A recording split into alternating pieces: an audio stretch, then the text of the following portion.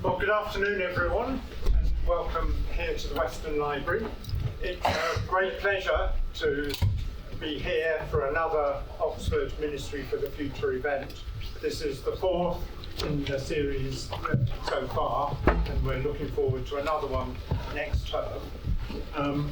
My name is Patrick Roach. I'm the interim principal at Harvard College, and it's been a wonderful thing to see how this programme has developed. What I want to do now is call on Nikki Mardas, who's the Executive Director of Global Canopy, to introduce Annette Mikes, our wonderful fellow who has been responsible for putting this programme together. Nikki, thank you so much.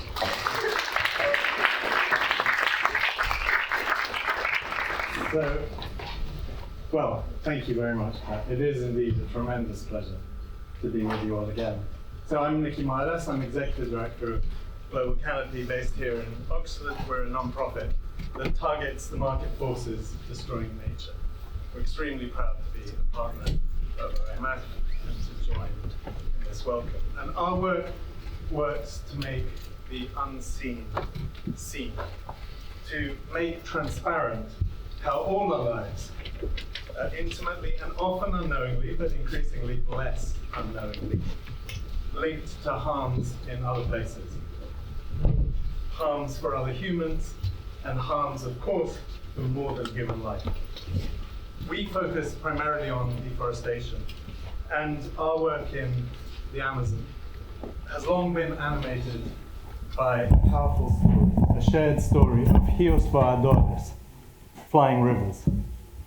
Unimaginably large volumes of water cycling through the rainforest, powered by countless trees, sending water vapor up into the air, falling again and again and again as rain, going across the forest, across the region, and right across the continent. And these are suspended rivers on which all life depends. So over the last almost, not quite 25 years, but close on 25 years of working in the Amazon, there has been mind-bending drought. You'll have seen it, you'll have read about it. When I first got into this world, it was called once-in-a-century drought.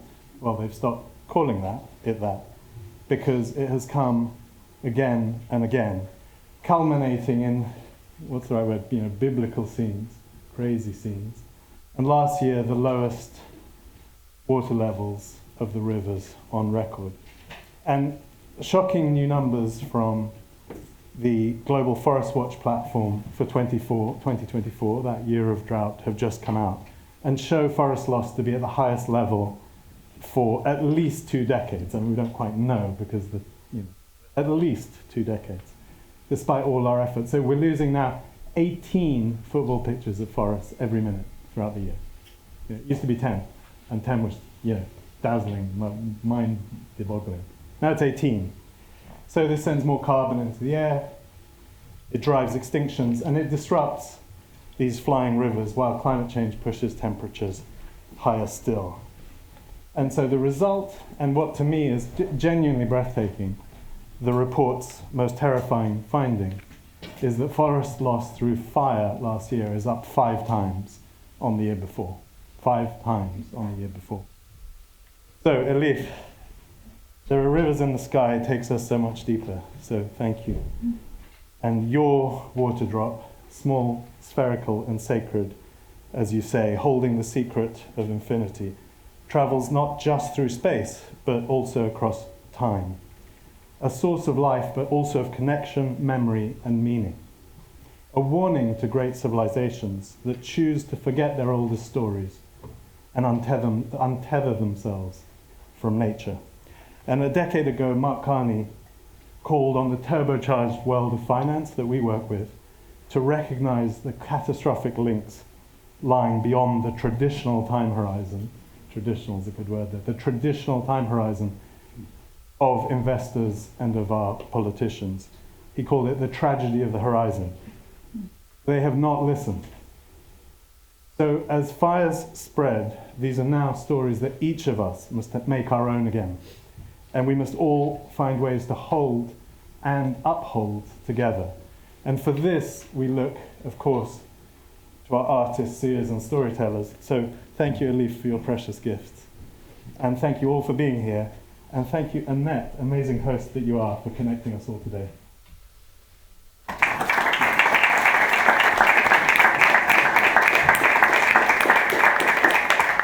Thank you very much, and welcome one and all. Welcome again. It's hardly been a month when we were together like this. The reason why we came together so quickly after the last event is that we have a wonderful opportunity to convene in Oxford on account of the Vice-Chancellor's Right Here, Right Now summit.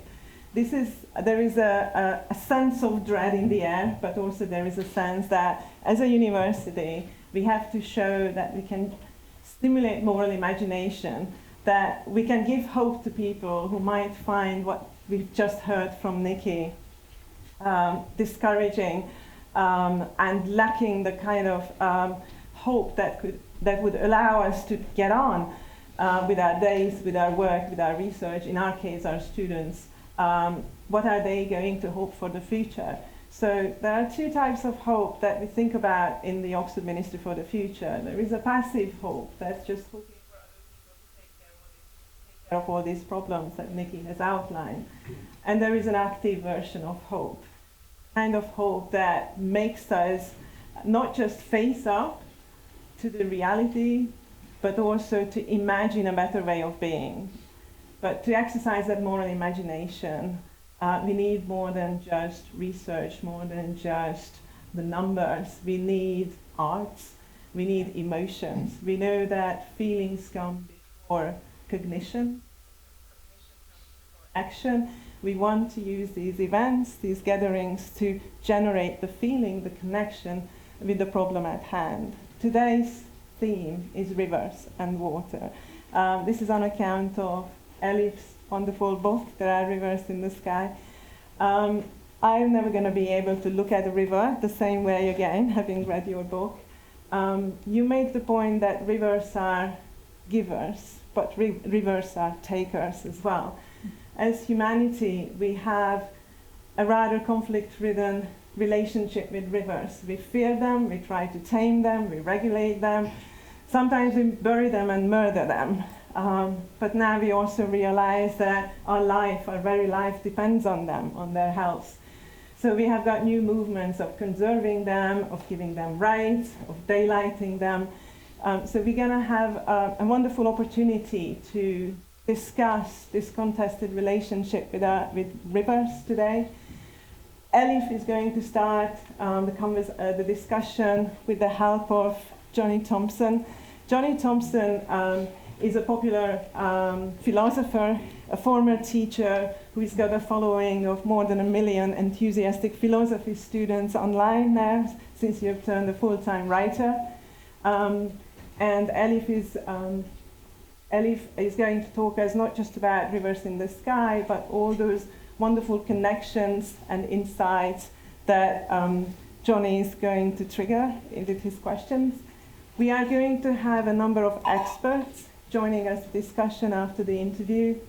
We'll have Rebecca Henderson visiting us from Harvard University to give us the political economy perspective on how to have a more harmonious relationship with rivers.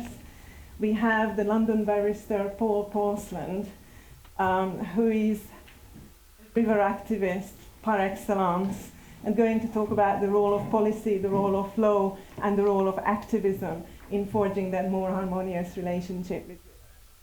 And we're going to have the water scientist Rob Hope with us to give us another layer, another perspective on policy work, which he has been doing in Africa and Southeast Asia. So I'm going to stop here and invite you to start your conversation. Thank you so much, both of you, for being with us.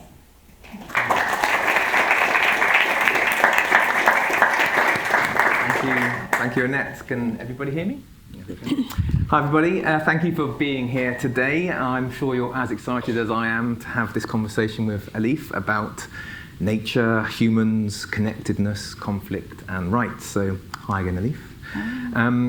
I was wondering if we could start by talking about something you've mentioned before, and that's how you see your work as being an act of giving voice to the voiceless. Yeah, well, thank you.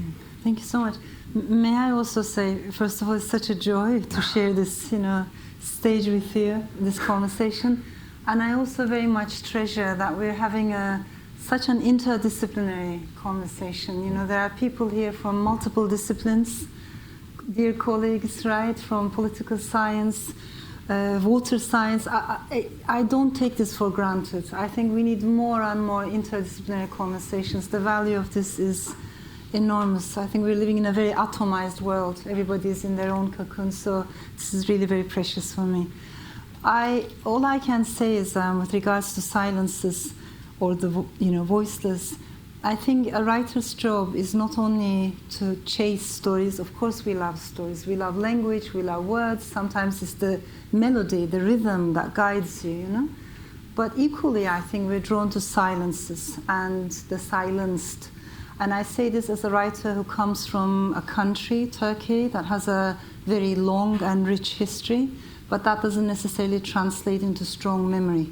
If anything, we're a society of collective amnesia. Our entire relationship with the past is full of ruptures. So, for instance, the history that we learn at school is often his story. And by that, I mean the story of a few sultans and Shaykhul Islams, these men at the top of religious hierarchy. But the moment you start asking, what about the women? Where are the stories of women? What was the Ottoman Empire like for a prostitute, for a concubine, for a peasant woman who had no access to power or privilege? There's a huge silence. What was it like for an Armenian silversmith, for a Greek sailor, for a Jewish miller, for an Arab peasant, for a Kurdish farmer? Big silence. So, the moment you start asking these questions, then you need to delve into silences. And I think in that regard, being a writer is a bit like being an archaeologist, literally in a linguistic sense. You have to go through layers and layers of untold stories and buried truths. I'm glad you mentioned archaeologists, because of course one of the characters in your new book, There Are Rivers in the Sky, is an archaeologist. Mm-hmm. And yeah. I was wondering actually if you could, before we dive into it a little bit more, whether you could just maybe unpack for us here briefly the three main storylines that you included. You have Arthur the Victorian, we have the Yazidi family in the 2014, and we have the modern Zalika. I was wondering if you could just maybe just tell us a bit more about those, and also possibly why you drifted towards them. Yeah, I really appreciate. For maybe anyone who hasn't read the book, it might seem like an epic book at first glance, epic in the sense that it does span countries and centuries and cultures. So the canvas of the book is broad. But actually everything started for me with a very small idea, which was a single drop of water, just a raindrop. And maybe it was almost like a spiritual question, I didn't want to take that drop of water for granted. Maybe it's the same question that William Blake asked when he wanted to see a whole world in a grain of sand. Can we see the story of a drop of water? And again, I say this as a writer who comes from a part of the world where our rivers are dying. There's water scarcity for us. It's not a theoretical, abstract debate. It's an acute reality. I think sometimes especially in Europe, we tend to forget that when we talk about climate crisis, we are primarily talking about freshwater scarcity, not enough water. Easy to forget that when we have flash floods. Obviously, sea levels are rising all across the world. But the irony is, in the midst of this abundance of water, there isn't enough water to drink. So out of the most 10 water-stressed nations in the world today, 7 are in the Middle East. Our rivers are drying up, and this has massive consequences for everyone, but particularly for women. Young women usually are water carriers. They bring water to their communities. If there's no water nearby, the distance that a young woman has to walk increases, unfortunately increasing the possibility for gender violence. So in our minds, we put these things in different boxes. Here's the box for climate crisis. Here's the box for water scarcity. This is the box for rivers. This is the box for gender inequality or racial violence. But actually, everything is connected, and I think water reminds us of this. So that's how the book grew. And it tells the story of 3 characters, 2 rivers, which are the river Thames and the river Tigris, and 1 ancient poem, so 3, 2, 1. And that ancient poem is the Epic of Gilgamesh.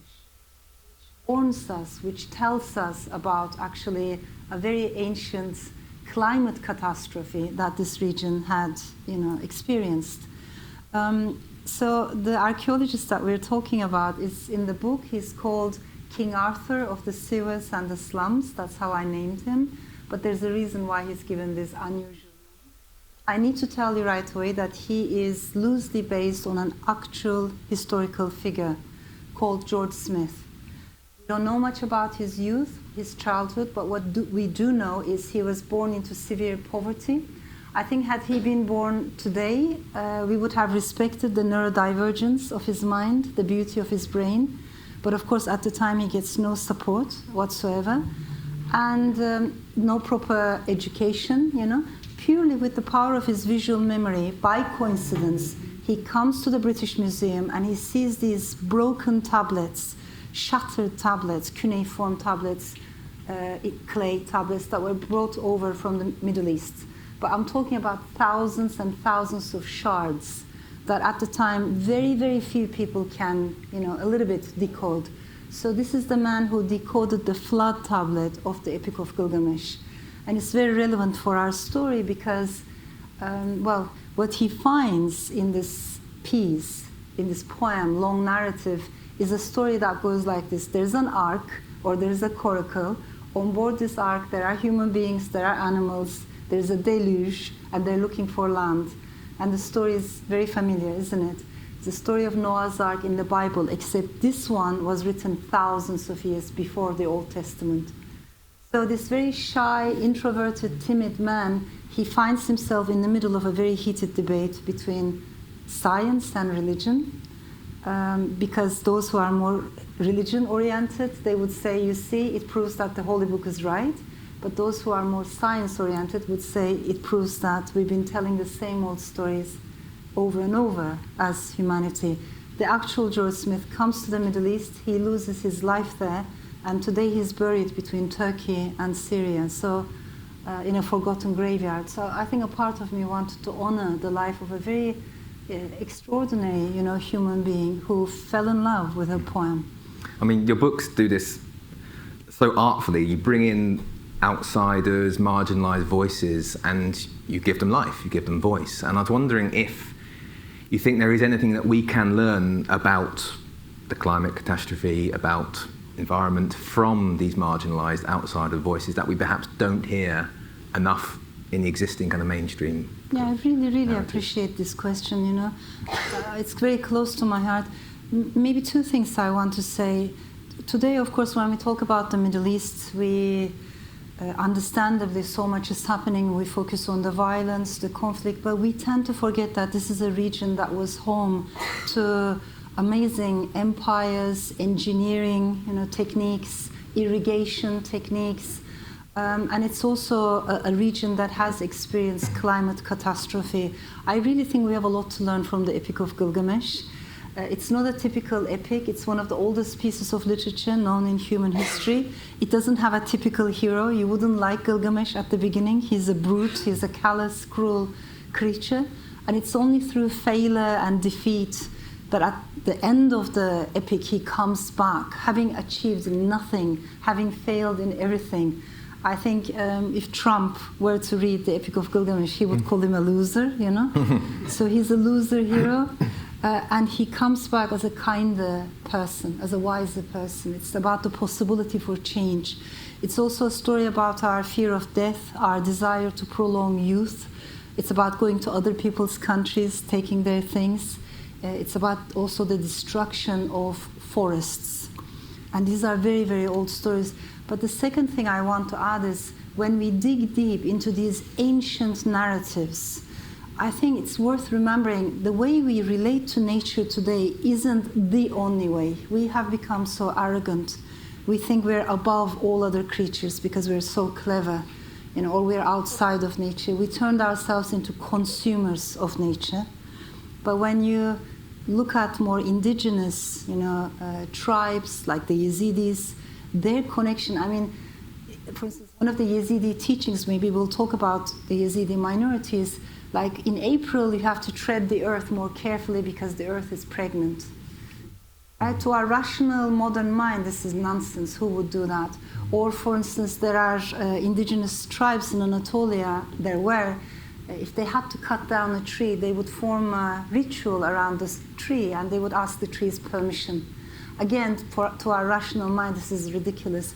But you would only do these things. You would tread the earth carefully or ask a tree's permission only and only if you think you're equal to them, right? That you're a small part of a very delicate ecosystem. We're not above nature, we're not outside nature. So I really think we have a lot to learn from these ancient stories and philosophies.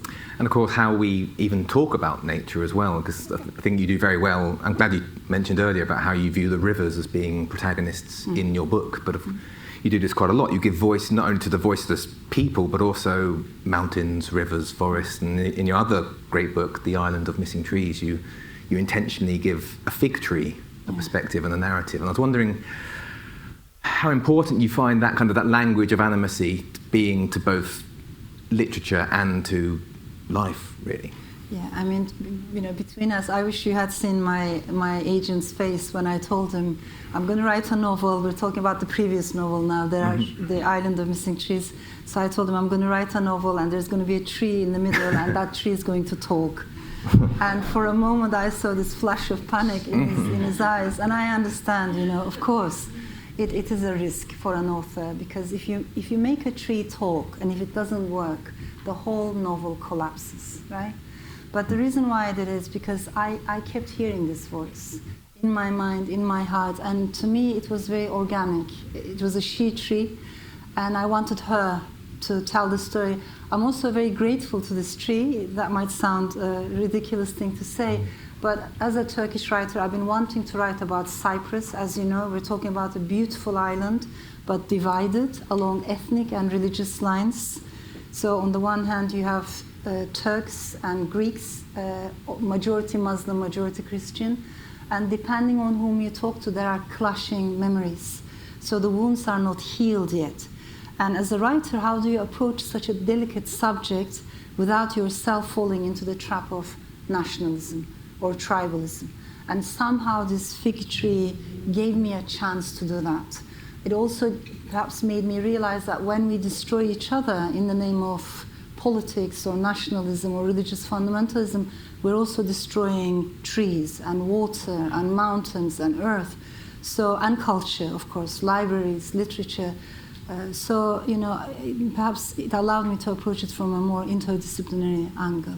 Great, thank you. And of course, in this new book, when I was reading it, it felt in some ways like a love letter to water. And I don't mean that in a kind of cheesy, Disneyfied kind of way, but rather this water and rivers are seen as something to be cherished and to be respected in their own right. And I was wondering what role you see the storyteller and narratives as playing in terms of how we change our own attitudes to nature, in a way possibly that a scientific report or data can't, really. Good question. Well, first of all, I think we need to question this notion of linear time that we have. We love to think that history is linear. We like to believe that the arc of history will bend towards justice, but there's no such guarantee. It's all in our minds, isn't it? When you follow the story of nature, it could be a tree, it could be a river, it makes you question, actually, is time really linear? Do we always make progress? I think countries can go backwards. Generations can make exactly or more or less the same mistakes that their great-grandparents had already made. If I may give you maybe one example, let's look at the Thames River, right? This amazing, fascinating river that shapes all our lives. The Thames is a zombie, isn't it? Because not that long ago, it was declared biologically dead. Why dead? Because of the way we human beings mistreated the river. It was so filthy, so dirty, that 150 years ago, people thought no biospecies can ever survive in this, filth. And yet, the river managed to renew itself, recreate itself, but instead of admiring what it has done and respecting, that renewal, here we are, 150 years later, in the name of greed, in the name of money and profit, water companies are once again pumping sewage back into our rivers. So when you follow the history of even one river, it makes you question, is time really linear? You know, do we always make progress, or are we drawing circles within circles and there are some similarities? And if that is the case, I think learning from history becomes all the more important. Story time is never linear. It's always cyclical. Great. Now, I'm glad you mentioned the linear time as well, because there are so many passages in the book that I could have highlighted or brought out to talk today. But there's one little passage here that I would just like to quite read to everybody, really, and also to ask your thoughts on it, really. It's where you say, if, as the poets say, the journey of life resembles the march of rivers to the sea, at times meandering aimlessly, at others purposeful and unswerving, the bend in the flow is where the story takes a sudden turn, winding away from its predicted course into a fresh and unexpected direction. I mean, it's a beautiful passage, but also I was wondering, well, kind of there's two questions this really. One is how you see that, the flow and the meandering river as part of your process of writing a book, but also for us living as well more broadly, I suppose. Yeah, I mean, earlier we referred to these atmospheric rivers, the invisible rivers, and we also referred to making the unseen seen. I think that's very important for art, for literature. Literature has a very gentle and quiet, but I believe profound power to rehumanize people who have been dehumanized and bring the periphery to the center and make the invisible a bit more visible and heard. So, for instance, while I was writing this novel, for me, buried rivers were incredibly important. Of course, we live in a country, particularly in London, there are so many buried rivers. The biggest rivers in our lives are the unseen rivers, the ones that are above our heads, the atmospheric rivers, but also the ones under our feet, often not only in London, so is Tokyo, New York, Moscow, Stuttgart, Athens, beautiful Athens. You go there, it feels like there are no rivers. Of course there are, but they're under the ground, all three of them buried.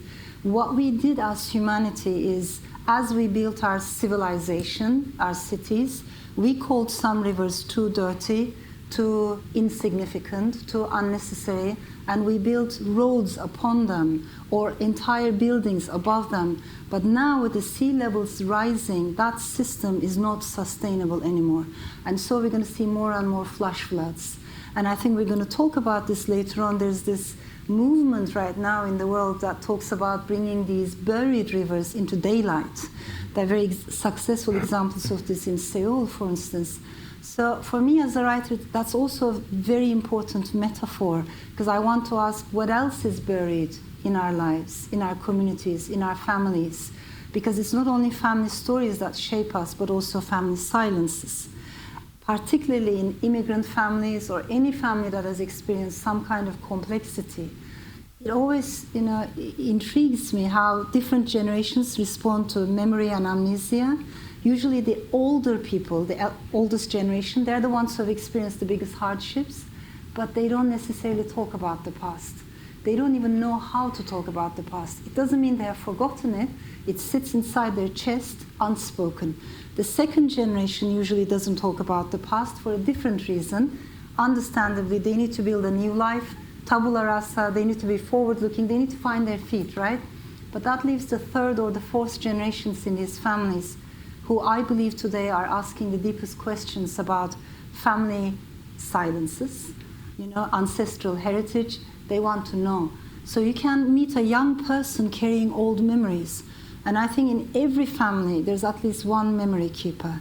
And I would like to think that writers and poets are the memory keepers of their era, of their society. That's great. I was wondering also if there are ever moments where you could have something either buried or hidden in plain sight. And in some ways, what you're doing with your books and what you're talking about here is an invitation for other people to see that which is hidden and that which is buried. In fact, there's another passage here I would like to share, which is about this topic really, where you're talking about Arthur, and you're talking about beauty at the time. You say, people fall into three camps: those who hardly, if ever, see beauty even when it strikes them between the eyes, those who recognize it only when it is made apparent to them, and those rare souls who find beauty everywhere they turn, even in the most unexpected of places.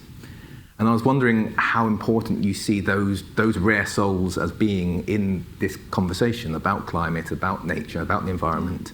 The ability to recognize beauty where it is, even if it might be hidden from us at the moment. Really. Yeah, I really appreciate. Annette earlier was talking about active form of hope.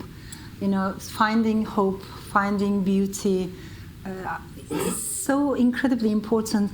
But I think there's a dance there, or maybe it's Istanbul, the city of Istanbul, that makes me speak like this, because Istanbul is a city that takes things and blends them in a wild energy. So Istanbul doesn't say this is the box for East, this is the box for West, or this is the box for sorrow, this is the box for humor. What it does is you might come across a very funny moment in Istanbul or a funny scene, and there's tremendous sorrow underneath. Or you might come across something sad, but there's an absurd element of absurd in it. And I think life is like that too. You know, that's why I don't like this term magical realism very much, because it supposes, I think it's a very Eurocentric term, it supposes that magic is in one box, realism is in one box, and writers just dab their brushes in each box a little bit. I think there's magic in every moment in life, yeah, in this room as well. There is poetry, there is beauty, but there's the opposite as well. And so how do we remain optimistic, but also recognize that there's room for pessimism? And that's okay. The mind can be a little bit more pessimistic. It will make us perhaps a little bit more aware, as long as the heart can remain hopeful, as long as the heart can remain optimistic. I think no one said it better than Gramsci, right? The Italian philosopher. He talked about the pessimism of the intellect, but the optimism of the will, or optimism of the heart. And so I like to focus on those dialectical dances of optimism or pessimism, or humor and sorrow, and try to find pockets of hope and beauty in everything. Because your book's great at doing this. It kind of oscillates between slightly despairing, hopeless moments and great hope and positivity and optimism. I was wondering where you are at this really at the moment now. Where do you feel you are in terms of hope, despair, when you're looking at the world and at the climate crisis? Where do you stand on that? You know, all of these feelings that we're talking about, anxiety, depression, despair, very, very familiar for me. And there are days when you feel like even getting out of bed is too much, right? Everything we read makes us feel so demoralized, so depressed, because over and over, it feels like we're not learning from history, we're not learning from the mistakes of the past, and that is very debilitating. So my approach is, rather than seeing these emotions as a problem, I think we should be able to talk about these emotions in the public space. Emotions are not a sign of weakness, they're not a source of weakness.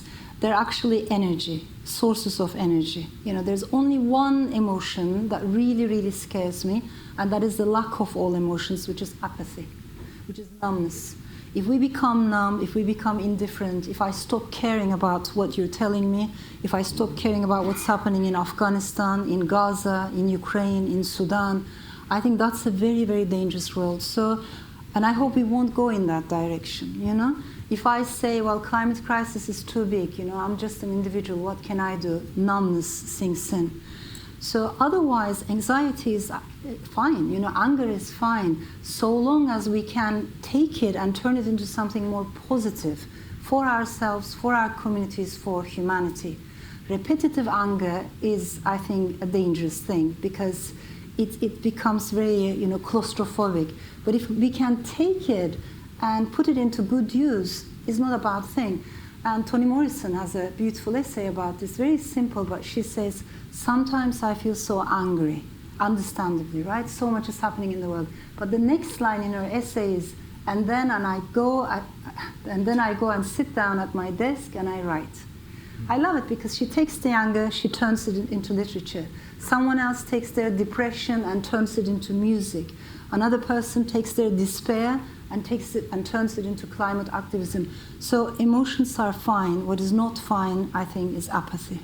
Great, thank you. Great. And I've got one more question before we open up to everybody else, and I want to ask about connectedness, because obviously we're talking about connectedness today, but also your book involves a lot of connection, both between people and across time. Really, there's these returning refrains which pop up again and again throughout the book, which is lovely to read, obviously. And I was wondering, to what extent do you feel as though the narrative of connection is itself important? Because we live at the moment, we're told, dissolution of communities and disconnection and kind of atomization of everything, really. And how important is it to reassert that idea of connection, both with the natural world and with each other? Really? Absolutely.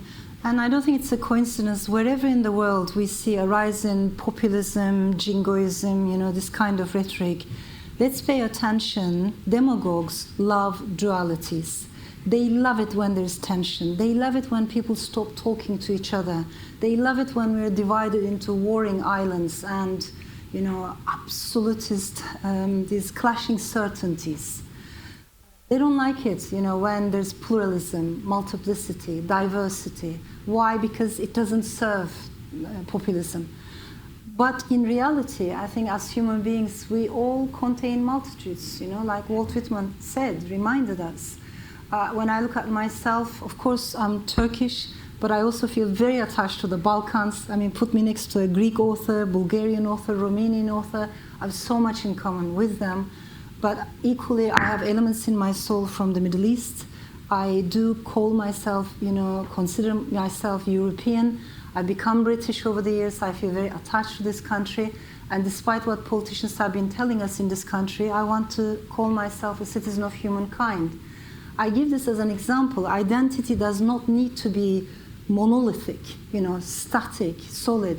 But equally, you might maybe be born and raised in one small village, one location all your life, again, because of maybe your ancestral journeys, your sexual orientation, and many, many other layers that I might not be aware of. You also contain multitudes, right? So it's not about traveling. What I'm trying to say is we live in a world that doesn't allow us to celebrate our multiplicity, to bring out our own pluralism, let alone celebrate each other's. And I think we need to be careful about that. We're being told that if we retreat into tribes of sameness, we will be safer. That's an illusion. We live in a world in which we are deeply, deeply interconnected. From COVID to terrorism, to climate catastrophe, everything shows us that as humanity we're facing massive challenges together. So all I can say is very briefly, I find it very important to rebuild 3 connections on 3 levels. One is with our fellow human beings across borders, across political borders, geographical borders. It seems very important to me, that kind of solidarity, sisterhood in particular. And the second reconnection that I find very important is the one with nature. As we mentioned earlier, we're not above nature, outside of nature, but a part of a very, very delicate ecosystem. So we have to reconnect with nature. And the third connection that I find important is the inner one. And I don't know what to call that, I'm not talking about religion, definitely not, but maybe something more spiritual to keep the inner garden alive. Maybe something a bit more mystical, because we each have an inner garden that we're responsible for, and that also needs to be taken care of. So those 3 levels of connections seem very important for me. Thank you very much. Can I offer a 4th one? Yes, and please, it's a gift from you as well, because we are a room full of strangers here, and we are all connected, potentially by having read your book. So the literature that you have gifted us has connected a room full of strangers here. So thank you both for that and your answers there. So a 4th level connection. So we're going to open up to the room of connected readers. Has anyone got any questions for Elif? Yes, is that there? Yeah. Hi. I've got a question about metaphors of time. So you said we must question the notion of linear time. And I guess the interesting thing about rivers in the history of metaphors of time, rivers have generally been seen as a metaphor of linear time. Going back to Plato and Marcus Aurelius and Leonardo da Vinci and Newton, the river was the thing that always goes forward like the arrow of time. And of course, you're talking about it in a much more complex way as meandering, for example. And I guess I was thinking, there's all sorts of metaphors one might use when you think about time. You can think of time yes, as a river, as a spiral, as a wheel, as a tapestry, as a shadow, as a gift, just talking about, as a library, thinking of your future library project you're involved with King Patterson. So I'm wondering, what other metaphors of time do you think we need at this moment in history? Thank you so much. And you're right, yes, rivers have been used in that way. although with an emphasis on change. I mean, of course, the most famed quotation about us not entering the same river twice. And I think rivers have also been seen as metaphors for the twists of fate. I'm thinking of the roots of the word meander, which is connected to a river in Asia Minor, Menderes, for instance. So the emphasis as we follow that etymology is always on how fate can change in a minute. You cannot take anything for certain. And I like that. But I also think words are good guides. Sometimes we use one word, and I wonder whether Johnny will agree with me, to describe very important, big concepts. Whereas if we could have more than one word, maybe it would be more helpful. What I mean by that is, of course, as you go back to ancient Greek, for instance, they had two words at least to designate time. So you can talk about chronos, which is the origin of chronology, a much more linear time or clock time, the ticking time, the one that makes us rush. But there's also kairos. And I think we forgot about kairos, which was the deep time, which was story time, the things that matter in life. So, friendship, love, these things, yes, they do change, but they're also so eternal. They're so universal. Just like the art of storytelling. It doesn't belong to one ethnicity, one tribe, one culture. It is universal, it is ancient. So deep in my heart, I think I want us to remember Kairos more than Chronos. Yeah. Good. Anybody else got some questions for Elif? Yeah.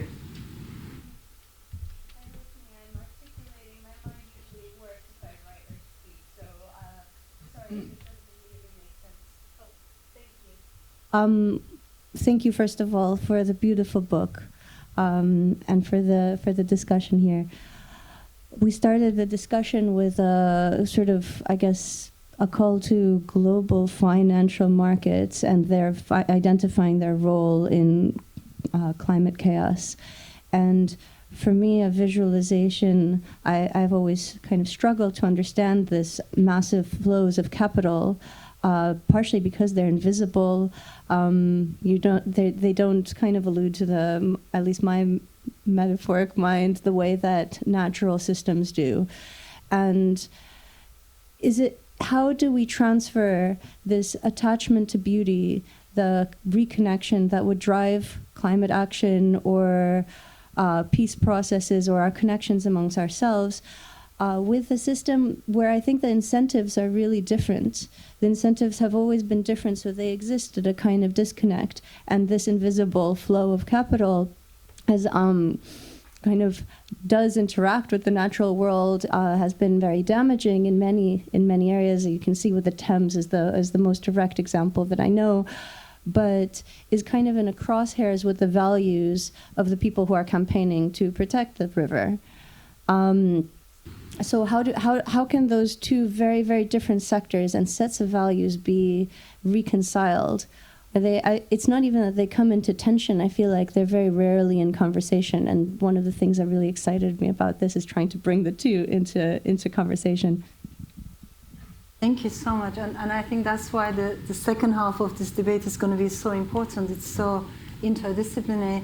But briefly, one thing I can tell you is I think we live in a world in which we are bombarded by information, snippets of information, morsels. And it makes us very depressed. And it causes apathy and numbness in the long run. That kind of feeling atomized is something that I'm always very cautious about. And maybe Hannah Arendt warned us about, right? She was very careful about the dangers of each and every one of us becoming atomized individuals, just reading snippets of information in our corner of the universe. What is happening right now, I think, is there's way too much information, more than we can process. We're not processing it, that's not true, but very little knowledge and even less wisdom. So these are very different things. How can we change this ratio How can we deal with less information? We over-romanticized information. In late 1990s, early 2000s, those of us who are old enough, we remember there was so much hype around information. If you spread information, everyone is going to become informed citizens. Informed citizens will, vote for democracy, and this is a triumph of liberal democracy. That was the assumption, and that's not what happened. What is happening right now is snippets of information is an obstacle in front of proper knowledge and wisdom. For knowledge, we have to slow down. We cannot rush knowledge. We need books, we need podcasts, slow journalism, in-depth analysis, literary festivals. And then for wisdom, we need the arts. Not because writers are wise people, we're a mess, we're not wise. But literature has its own wisdom. The art of storytelling has its own wisdom. We tap into that wisdom when we are writing, So for wisdom, we need emotional intelligence. We need empathy. In order to understand someone, you need to feel that person's story. Otherwise, we cannot. So art brings us closer to truth. And it's very unfortunate that in the English language, we use the word fiction as the opposite of fact.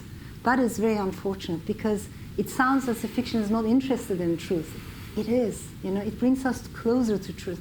So all I'm trying to say is, I think if we can have more interdisciplinary, intercultural conversations and focus less on information, but more on knowledge and wisdom and be open to learning from each other, we can make more progress.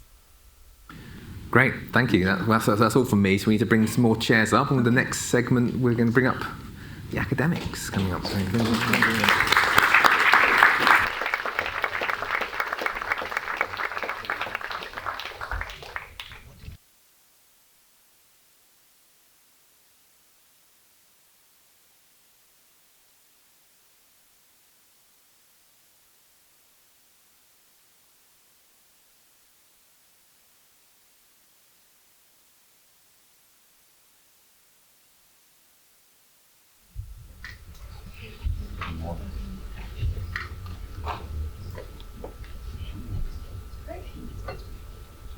Elif, I was wondering if you were engaged it's daunting and I Can't hear. Can't hear you. Some microphones on the table. Anyways, can we just use these 3 mics here? Okay. Can you hear me now? Yes. Yes. It can be daunting when I'm going to sit you down here with some of our leading scientists, but I think we are here with the motivation to pay tribute, homage to the work you have brought to us and to show you how it resonated with us coming from various perspectives. So this discussion is not confined just to this panel. There will be opportunities for those of you who want to come into the discussion to also contribute. But let's just start with water scientist Rob Hope. Rob directs the water science program at the Smith School of Enterprise and the Environment.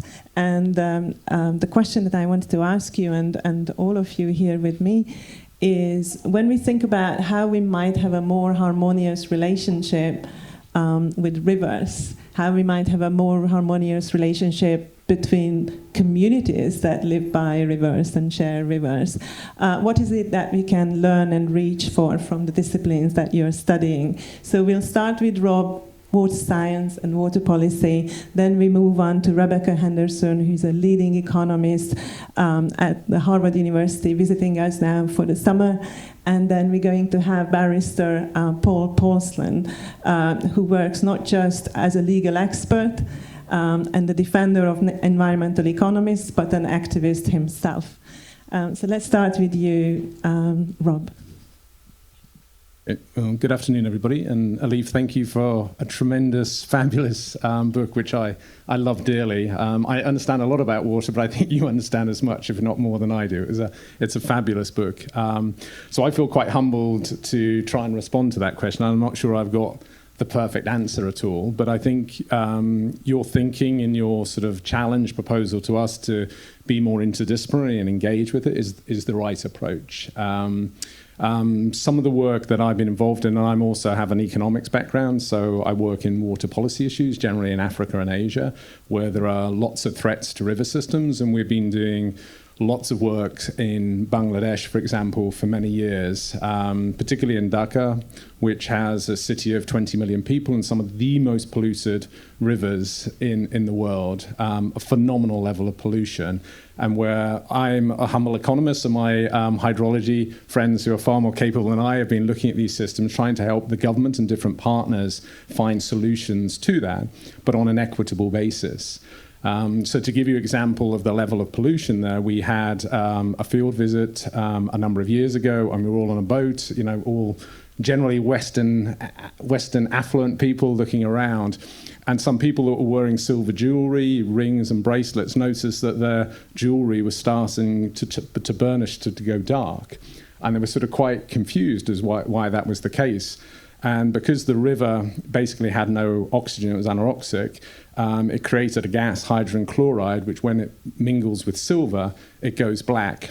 So that was sort of quite shocking, because you'd see the banks full of people working, children playing in the river. There would be a hospital with their laundry that had been washed in the river hanging out. And then you could sort of see that this river was creating this gas, which was harmful. And then there was a panic amongst everybody. But then they thought, we're breathing this in. What's going to happen to us as a consequence of that as well? So, I mean, extremely difficult circumstances. But then as the lattice system of rivers in Dhaka, there's about 8 major river systems. We went to another part of the river, and there were dolphins that were swimming. And it was just, the contrast was just remarkable, that the river could be quite resilient. And the work that we were trying to do, which maybe, I don't know whether, I think your point about information and knowledge is a good one. We were trying to do modelling of the river system to understand the distribution of risks, water quality risks within the river, and how that impacted poor people, vulnerable people in particular, who lived on the river banks. And through that, to try and inform the government that has $20 billion worth of infrastructure investments, to know where to sequence and prioritize that infrastructure. And that doesn't address the problem wholly, because there's so much pollution that goes in. 80% of sewage is untreated that goes into the river systems in Dhaka, as in many developing global south cities. But you have the ready-made garment industry there as well, and it's one of the global hubs. And I would guess quite a few people here, if you look at your clothing, may come from Bangladesh. And you have, I think the lady was talking about capital flows, global capital flows. You have those linkages as well, that we sit in this room, but we may have a footprint or a drop of water that is linked in with some of those pollution events. But I'm an optimist by nature. I think there are solutions to that. And Dhaka was, 200 years ago, a city that was so beautiful, and the rivers were so pristine, as in many places. But like in Europe and places, there is a sense that can be addressed if you have the right group of partners together. But I think you need knowledge for that. You need knowledge and accountability to do that. And it's not only the sort of technology we're going to put in infrastructure, you need greater accountability within the systems. But within, my final point, and I'll be quiet, you've witnessed a lot of social protest in Dhaka. So there's an environmental group that published work about one of the rivers, the major rivers, the Turag, being dead. And this led a few years ago to the rights of rivers in Bangladesh, as in a number of countries, the Wanganui in New Zealand and India, where rivers not only are objects in law, but are also subjects, so they can own property and sue and be sued. And that's changed the narrative, the dialogue in terms of what happens. And that's not necessarily an even process as well, but that's maybe a different story. And I will pass on the microphone. Thank you. Over to you, Rebecca. Thank you very much. I'm honoured to be here. I'm also super nervous. I carry with me a personal stressometer, which is my nose. So when I left my house this morning, my nose was fine. And I looked at it like 10 minutes ago. I was like, oh, I'm really nervous. I'm really nervous. And why am I nervous? Because I loved your book. I thought it was glorious. It was full of characters I cared about. It was full of ideas I thought were really important. Apart from anything else, I thought it was one of the best descriptions of why the commodification of anything is dangerous. But to me, it's a book about the commodification of water and how destructive and dangerous that's been.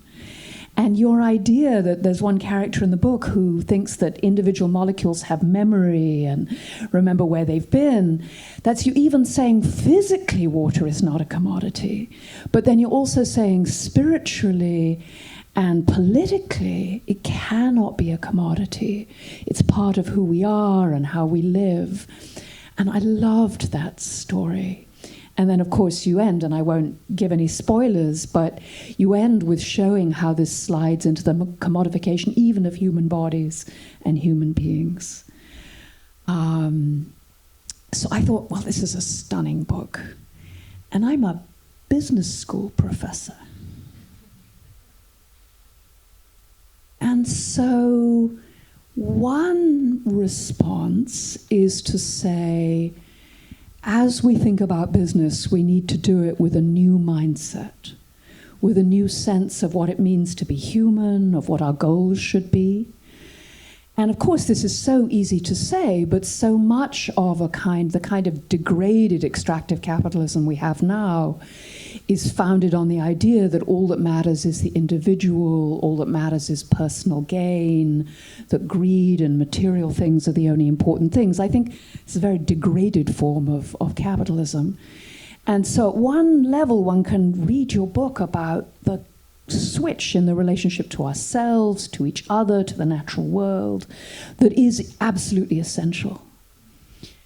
I thought, okay, great.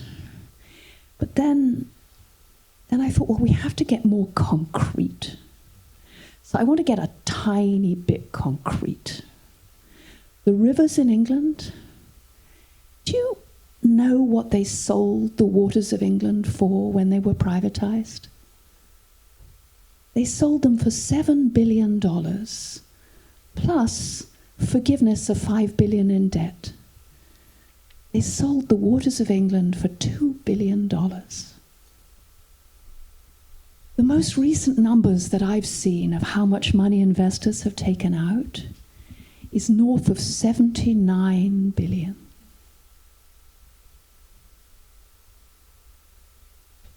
Whoa. Whoa. So I'm a business school professor.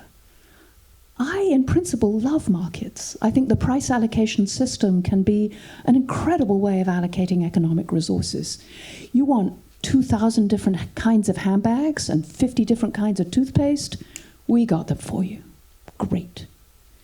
But markets only work when so-called externalities are properly priced and when there's real competition.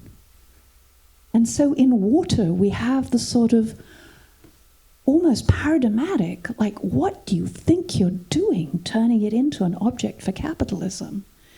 And what you're doing is making a lot of people very rich and making our rivers run with sewage.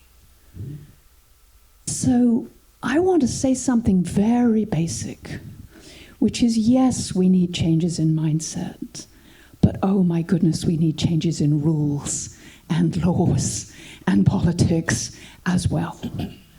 That markets only work when they are embedded in real democratically accountable systems with real pricing of externalities. So when you discharge water that's polluted, you get fined.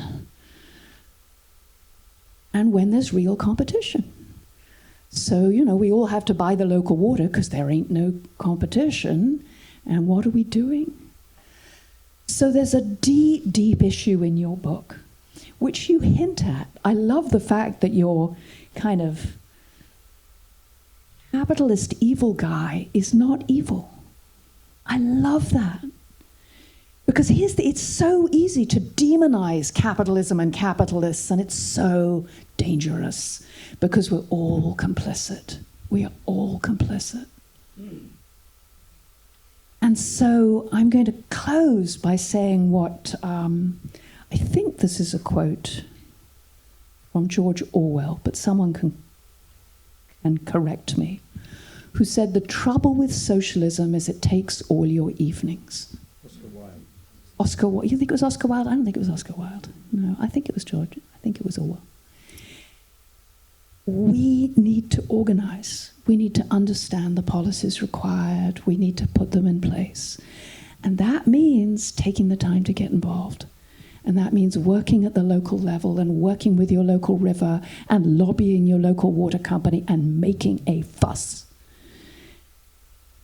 That, I think, is where you want to push us. Because we have solutions to this.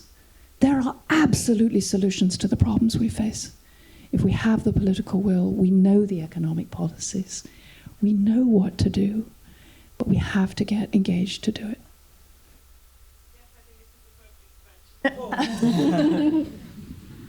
Thank you. Until you go down to your rivers and to your mountains to pray, we will always be afraid of you, for you see the world with dead eyes. This was the verdict by an Indigenous American person towards an English river, Nature Guardian. And I think it sums up so much of the problem that we see. Because our law and our politics merely encodes our existing relationship with the natural world, and the majority of our society at the moment sees nature with dead eyes. We see nature as a mere resource, something to be taken from and dumped back into, and the direct results of that can be seen by the state of our rivers, by the sewage, by the road runoff, by the rubbish, by the droughts, by the floods. And to change those practical things, we can't start with the law. We have to change that underlying relationship. And it's a long story of how our laws came to reflect that idea of nature as a resource. But the first key one was in Blackstone's commentaries, where it was said, "The earth and all things herein are the general property of mankind from the immediate gift of the Creator." So encoding that Judeo-Christian view of man as in charge of nature into our laws. And there is a growing worldwide movement to challenge that idea, which many of you may have heard of, called the Rights of Nature movement. That in itself could be a 2-hour talk to talk about all the different parts about what rights of nature means. The key things are substantive rights for nature. So instead of just making laws about nature, we make laws for nature that give them substantive rights. To give you an example, there were laws about slaves in the time of the Roman Empire. Roman law had a huge amount about, what happens if you killed another person's slave, how much compensation would you pay? But no one would say that those were laws for slaves, right? The slaves didn't have rights. And we're at the same situation with nature. We have environmental laws coming out of our ears, most of which aren't enforced on a day-to-day level.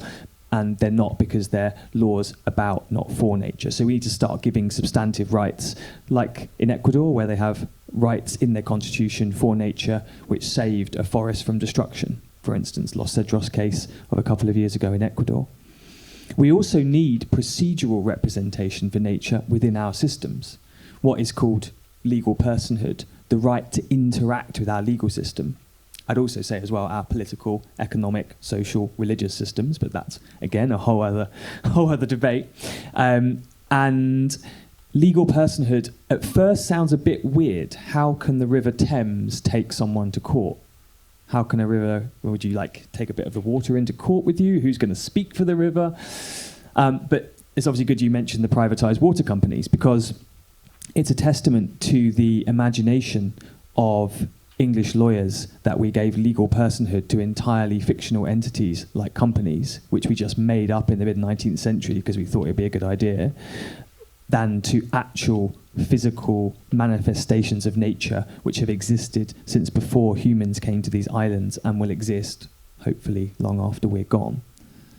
So it is madness in my mind that Thames Water, which is younger than me, it was incorporated in 1989, by the stroke of a lawyer's pen, it was brought into existence. It doesn't actually exist. It's entirely a legal fiction. And that company now has more rights, vastly more, because the River Thames cannot bring a legal case in its own name. It can't actively defend any laws that supposedly protect it. And that company now has vastly more power to determine the fate of that sacred, ancient, irreplaceable being, the River Thames. Isn't that just madness? And I feel that on my river. I live on the River Roding in East London, a tributary of the Thames. It's flowed for nearly 500,000 years, and yet it is roundly abused and in the process of being destroyed by a Johnny-come-lately private company extracting from it for profit. We are, however, just to finish off, a little far away from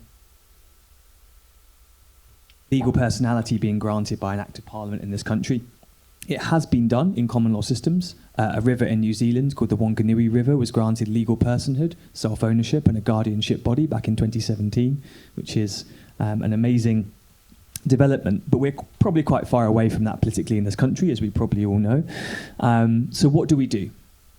Well, in my mind, there is something that we can all do which covers all these bases at the same time. There is a magic step you can take that will transform your own relationship to nature and make you no longer see it with dead eyes, that will allow you to actively do the things that need doing for the river, to begin speaking for it and acting for it, and in the process make the political achievement of rights of nature and legal personhood for nature more likely. What is this magical thing, you're all wondering? It is the concept of guardianship. It is the magical concept that every single one of you in this room can, right now, with no legal changes whatsoever and no permission from any politician or anyone in charge, decide that you believe nature is alive, it is in some ways perhaps sacred, and that you will usually find a specific part of nature, your local river, your local woodlands, your local landscape, whatever it may be, but usually as specific as possible. You decide that you believe that place has rights, that it is deserving of protection, and you will do whatever you can peacefully in your power to go out, protect, speak, and act for it. And I say that you don't need permission because I didn't have permission on my river. I had a slight help being a lawyer, perhaps, because I knew which laws I had to skirt around most of the time. I haven't ever brought a case in court for my river, but I moved there 8 years ago and have done everything within my power to protect and act and speak for that river and to get others to begin to see it as sacred again. I probably don't have time to do many of them at all, but but starting off with the obvious, you see the rubbish, you take it out. The Environment Agency tried to stop me doing that because of health and safety, and I told them where to go. Deciding, the river is it's heavily engineered, it really needs to be de-engineered. Asked the Environment Agency, said, no, we can't do that. I said, I'm going to plant some trees. They're like, no, you can't without a permit, and I did it anyway and told them to prosecute me. They didn't. And then finally, things like sewage, really tuning in to what does my river want and need at this time. And about a year ago, I was about to bring a legal case to take Thames Water to court for the sewage bills in my river. And then I realised that's actually not what the river wants. The Thames Water would just pay the damages and carry on. What the river needed was to find out where the illegal sewage bills are. By the way, every single river in England will have illegal sewage bills going into it, and I'm pretty sure almost on every single river there are illegal sewage bills that nobody, not the Environment Agency, not the water company, nobody knows where they're going in. So how can we even begin to fix them? So I'm giving up a couple of days, sorry, you're going to cut me off, I'm going to give a couple of days a week from my job as a barrister to go out onto the river and to actively, with a pair of waders, get in the sewage spilling over me and my jewellery and everything else to find out where it's coming in. That's just one example, but that power to become a guardian, to take that step, lies within you all. Thank you very much.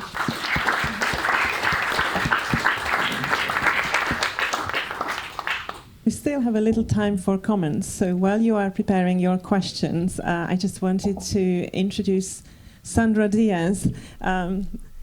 Many times in Oxford, you might just find yourself sitting next to a Nobel Prize-winning scientist. Right now, I'm sitting opposite to a scientist who has just won the Nobel of Environmental Science, the Tyler Prize 2025. Congratulations, Sandra.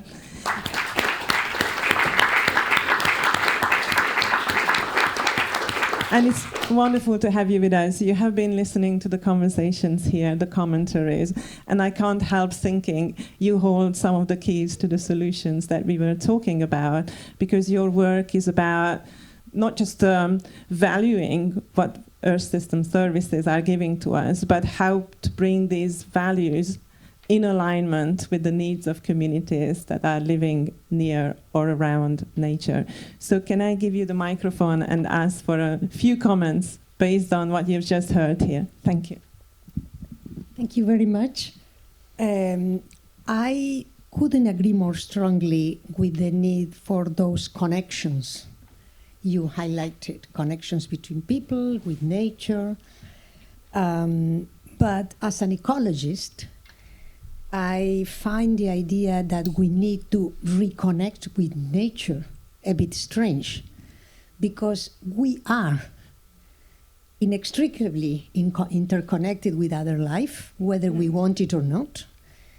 The climate is basically doesn't exist without other life, without plants. Fresh water doesn't exist without other life, without plants. Rain basically wouldn't be the rain we are used to without plant life. And links with other people, including in different continents, trade would be absolutely different if it wasn't mediated by the bodies of other living things. So we are effectively deeply connected with other life. I am not mentioning even the fact that we share many genes with other life. Therefore, a lot of the disease, a lot of the pathogens, about all the good and bad things that happens to other things also come to us. COVID is probably the mother of all examples of how connected we are. So physically, we are connected. But of course, when we say we need to reconnect, we mean in our minds, we mean in our institutions. It's not like we physically have to find the connection. Yeah? Even if we wanted to be isolated, we couldn't possibly do it. So it's an acknowledgement of the connections of nature, but not only as something, nice to have around, but something which is full of agency. It's full of agency, is reacting all the time, is doing its own thing all the time, finds its completely unexpected ways all the time. We have animals and plants evolving around us, adapting to us in real time, changing all the time as a response to us. They are not just dying, they are changing and reacting and making our lives very difficult sometimes. So it's acknowledging their agency. And that's one point I wanted to make. So we are just not guardians of some defenseless, vulnerable things. Nature is vulnerable, but also is, it's full of action. But there was another aspect of what was said that I quite liked, and it's about the need to go beyond information. You mentioned that we need information, but we need much more than information. And I couldn't agree more strongly. I think we need stories. I've been talking about these issues for more than a decade now, and we started trying to think that if we could document with absolute precision the value of nature, then governments will see the light. If we could put the numbers, ideally in money, of an afternoon by the river or the butterflies or whatever nature does for us, then that will be it. They will change, and everything would be fine. And we have been quantifying nature for, 20, 25 years. And things, if anything, have been going worse. If you see the trends of ecosystems and species in the world, it's going like that, right? So obviously we need information, but we need more than information. And I think what we need is basically stories. stories that connect us with nature at an emotional level, at an identity level. That's why I liked your book so much, because it's about stories. Stories that link bits of nature, that link the climate, but not in a cold way, but weaving in the personal and in the social stories of people. So that's my video. Thank you very much, Sandra. So please prepare your questions, comments, but in the meantime, can we just go back to Elif and ask you any reactions to what you've just heard? No, I mean, everything I heard is so close to my heart. And what excites me is how we each maybe come from different disciplines or starting points, but it's so similar where we arrive at. You know, the need for stories, the care, the desire to be aware of how connected we are with nature. But I think if we don't have the knowledge, like, I mean, when you shared the price that UK rivers, it just brings it to home. So we also need to share this knowledge, right? So I really just want to thank you for organizing such a brilliant but also interdisciplinary conversation. And I hope we can amplify these voices. Yes, let's do just that. So we have an interdisciplinary crowd here. Any questions and comments in light of the expert commentaries you've just heard? Sorry, can you hear me? The microphone is traveling your way.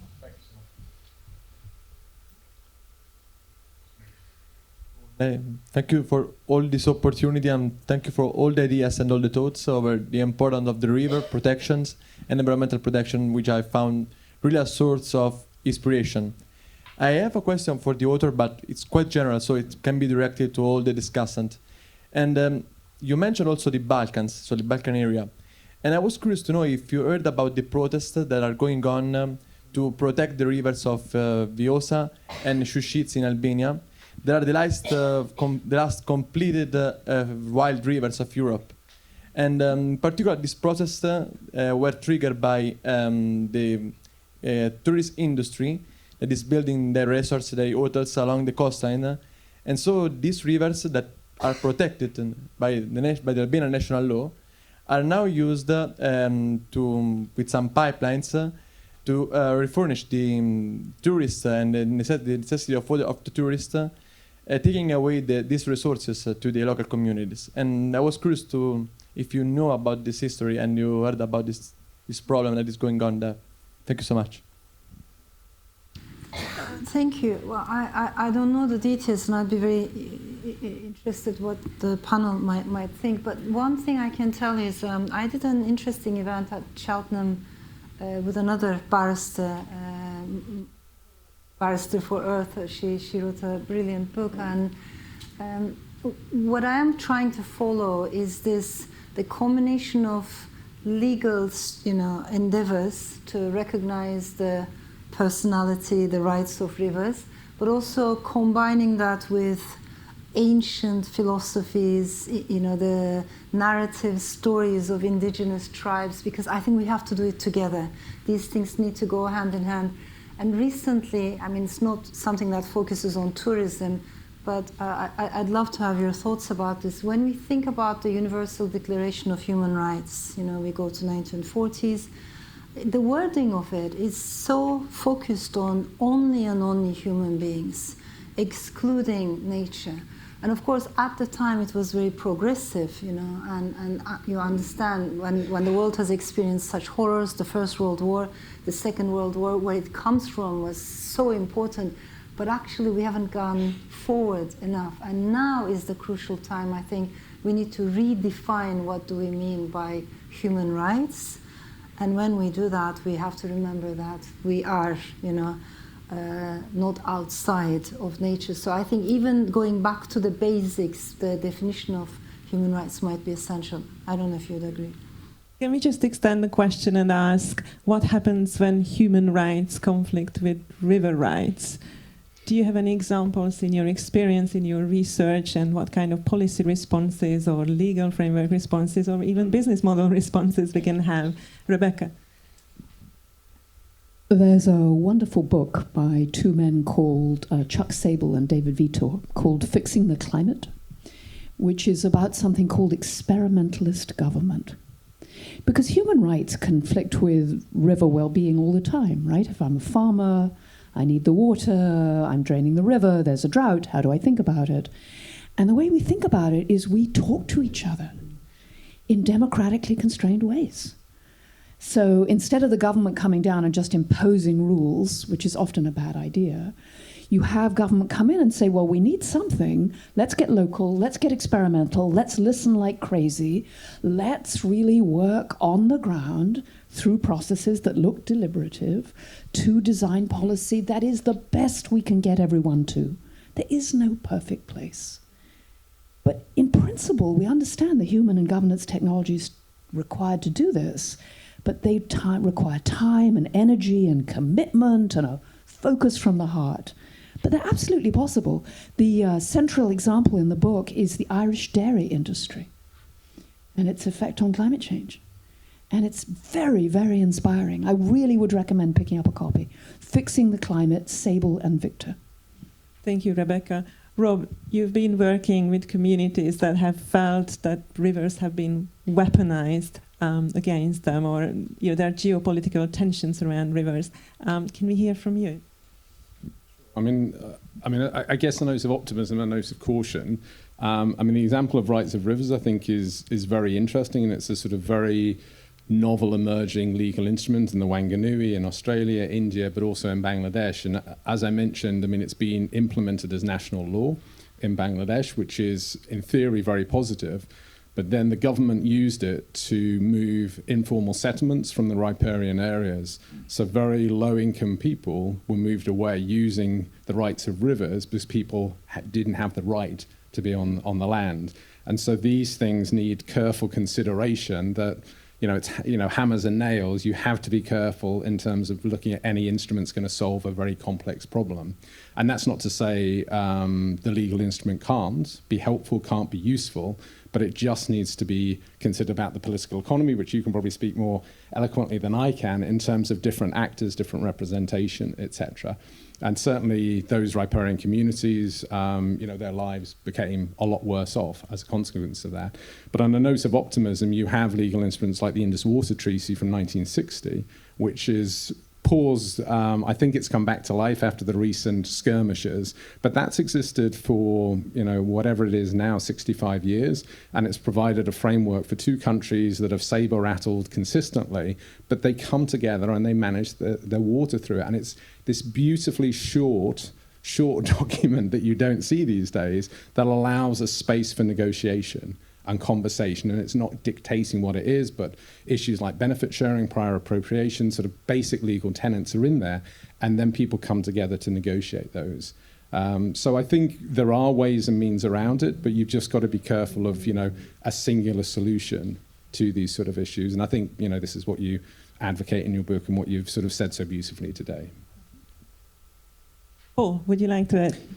Yeah, firstly, I think it's worth noting that in a lot of these instances, when we're talking about the conflict between humans and nature, in the current society we're in, it's not actually humans versus nature. It's human short-term interests, usually of a quite small minority of people, versus nature's interests and the long-term interests of our society and everyone else in society. And there's a lot of instances where actually it's just nature versus an immediate profit motive.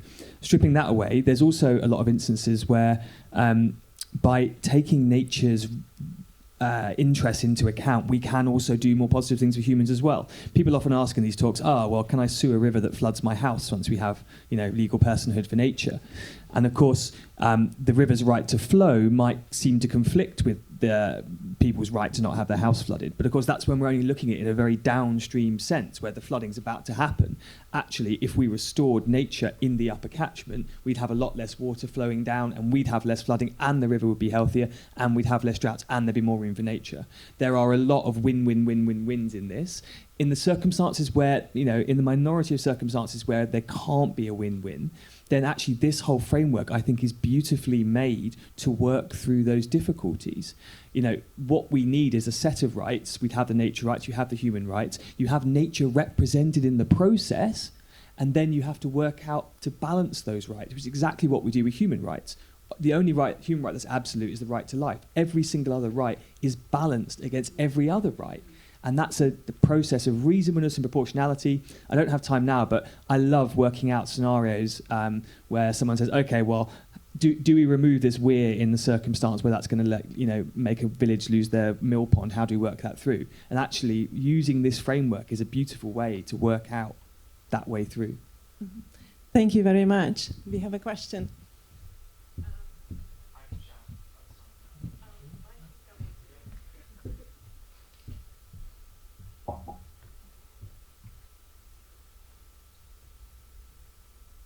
Thank you. Hello, everyone. So this conversation has kind of got me thinking about metrics and the evolution of metrics. So going from kind of traditional GDP to the Human Development Index to SDGs, the Planetary Boundaries Framework, the Donut Framework. Obviously, there's work ongoing surrounding beyond GDP. There's I think the beginning of discussions of what happens next post SDGs. And I think personally, the discussion around feeling on the panel today, I think for me has been super interesting. Big, broad question. What story do you think future generations might tell in relation to how they understand well-being? Or what story could you tell? Perhaps would you hope that they would tell? That makes complete sense, but it's a very big question. So I'm going to turn to Elif. Maybe the final word should be from Elif. I fully agree that stories matter, and because why? Because we're storytelling creatures, we're storytelling animals. Not only that, we're story remembering animals, right? And to be honest, you might disagree with me or perhaps agree.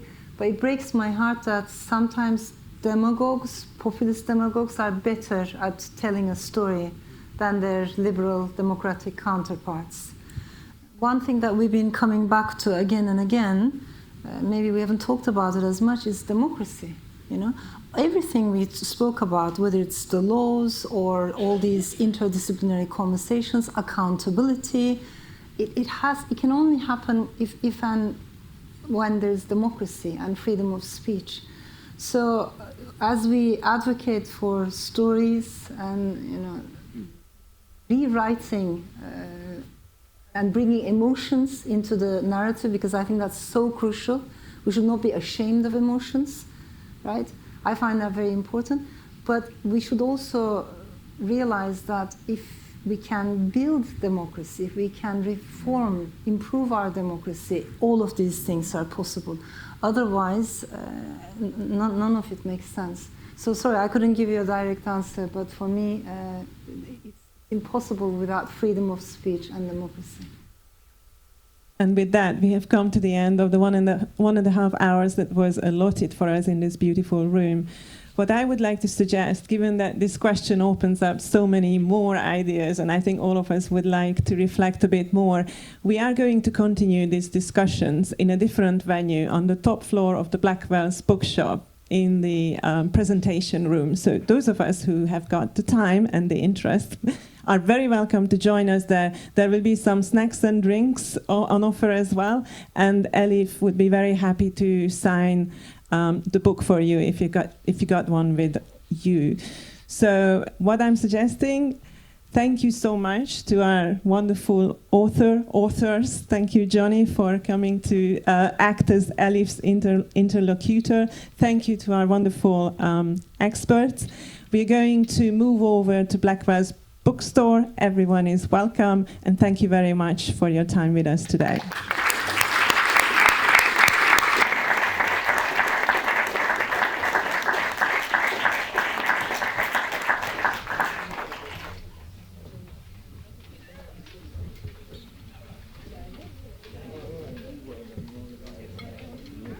Have